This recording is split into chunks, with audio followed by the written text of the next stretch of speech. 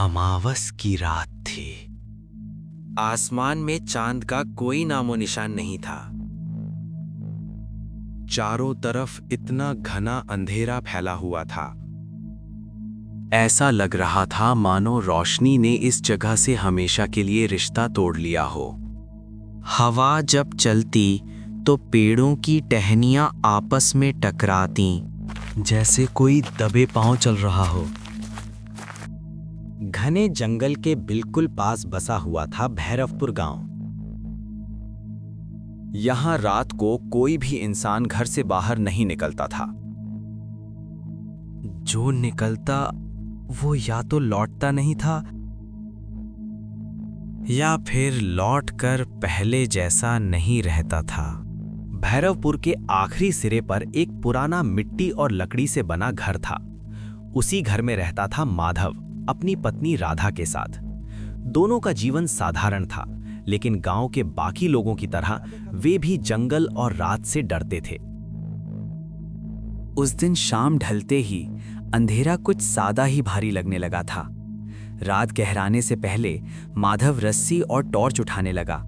उसे पास के पुराने कुएं तक जाना था, क्योंकि अगले दिन गांव में पानी भरने की बारी उसी की थी। राधा ने उसका हाथ पकड़ लिया। आज मत जाओ, आज अमावस है, मुझे डर लग रहा है। बस कुएं तक ही तो जाना है, कोई जंगल के अंदर थोड़ी जा रहा हूं। आज शाम मुझे किसी ने मेरा नाम लेकर बुलाया था, बिल्कुल तुम्हारी आवाज में। अंधेरे का वहम है, डर को अपने ऊपर हावी मत होने दो। इतना कहकर वो दरवाजा खोलकर बाहर निकल गया और राधा दरवाजे पर खड़ी उसे जाते हुए देखती रह गई। गांव के बीचों बीच पुराने शिव मंदिर के पास चेतन की चाय की दुकान थी। वहां हमेशा की तरह कुछ लोग बैठे थे। चेतन, ललित, केशव और गांव का सबसे बुजुर्ग आदमी देवू बाबा। हवा अचानक तेज चलने लगी। ललित ने चारों तरफ देखते हुए कहा, आज माहौल कुछ ठीक नहीं लग रहा। देवू बाबा ने अपनी झुर्रीदार आंखें खोली और धीमी आवाज में बोले, आज अमावस है, आज छलावा निकलता है। सब लोग चुप हो गए। छलावा? वो जो आदमी को उसकी ही आवाज में बुलाता है, जो एक बार उसके पीछे चला जाए वो रास्ता भूल जाता है। उसी वक्त दूर से टॉर्च की हल्की रोशनी दिखी। माधव जा रहा है। देवू बाबा अचानक खड़े हो गए। उसे रोको।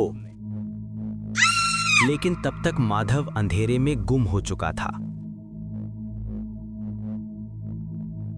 कुएं की ओर जाने वाला रास्ता जंगल से सटा हुआ था। पेड़ इतने पास पास थे कि टॉर्च की रोशनी भी जमीन तक ठीक से नहीं पहुंच पा रही थी।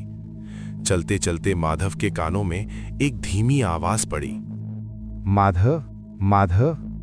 वह रुक गया। पीछे मुड़कर देखा, कोई नहीं। फिर आवाज आई, माधव, इधर आओ। इस बार आवाज बिल्कुल पास से आई थी।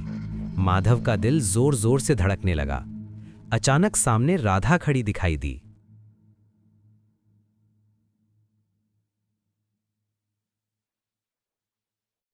माधव हैरान रह गया। तुम यहां कैसे? तुम तो घर पर थीं। मुझे डर लग रहा था, इसलिए तुम्हारे पीछे आ गई। लेकिन कुछ गलत था। राधा की परछाई उसके पैरों के उलट दिशा में पड़ रही थी। माधव के शरीर में ठंड सी दौड़ गई। तू राधा नहीं है? राधा की गर्दन धीरे धीरे अजीब तरीके से घूमने लगी। उसकी मुस्कान डरावनी हो गई। तो फिर मैं कौन हूँ? अब तू अकेला है। माधव घबरा कर भागा। भागते भागते उसका पैर फिसला और वो एक सूखे तालाब में गिर पड़ा। ऊपर से गूंजती हुई आवाज आई, अब तू अकेला है। माधव को अचानक देवू बाबा की बात याद आई। छलावा अंधेरे में ताकतवर होता है, लेकिन सुबह से पहले कमजोर। उसने टॉर्च जलाई और पूरी ताकत से चारों तरफ घुमाने लगा। रोशनी पड़ते ही अंधेरे में काली आकृतियां तड़पने लगीं। तेज चीख गूंजी और सब कुछ शांत हो गया। सुबह हो चुकी थी। गांव वाले माधव को ढूंढते ढूंढते तालाब तक पहुंचे। माधव जिंदा था, लेकिन उसकी आंखों में कुछ बदला हुआ था। देवू बाबा ने पूछा, क्या देखा तुमने?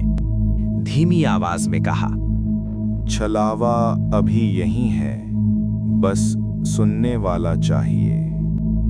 उस दिन के बाद भैरवपुर में कोई भी किसी को नाम लेकर नहीं बुलाता, और अगर रात के अंधेरे में कोई आवाज आए तो लोग कान बंद कर लेते हैं, क्योंकि अमावस का बुलावा आज भी सुनता है।